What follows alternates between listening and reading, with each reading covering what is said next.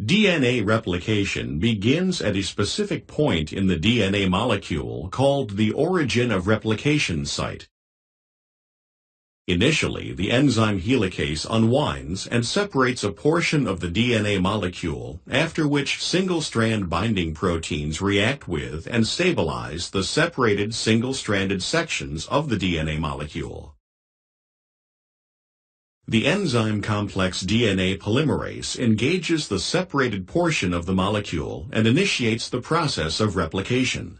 DNA polymerase can only add new DNA nucleotides to a pre-existing chain of nucleotides.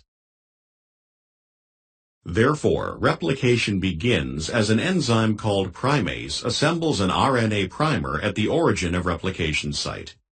The RNA primer consists of a short sequence of RNA nucleotides, complementary to a small initial section of the DNA strand being prepared for replication.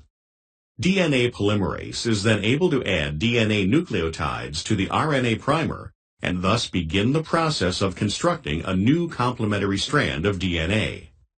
Later, the RNA primer is enzymatically removed and replaced with an appropriate sequence of DNA nucleotides. Because the two complementary strands of the DNA molecule are oriented in opposite directions and the DNA polymerase can only accommodate replication in one direction, two different mechanisms for copying the strands of DNA are employed.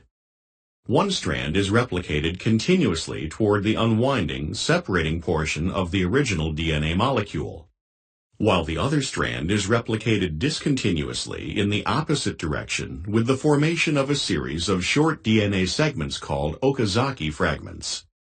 Each Okazaki fragment requires a separate RNA primer. As the Okazaki fragments are synthesized, the RNA primers are enzymatically replaced with the appropriate DNA nucleotides, and the individual Okazaki fragments are then bonded together into a continuous complementary strand.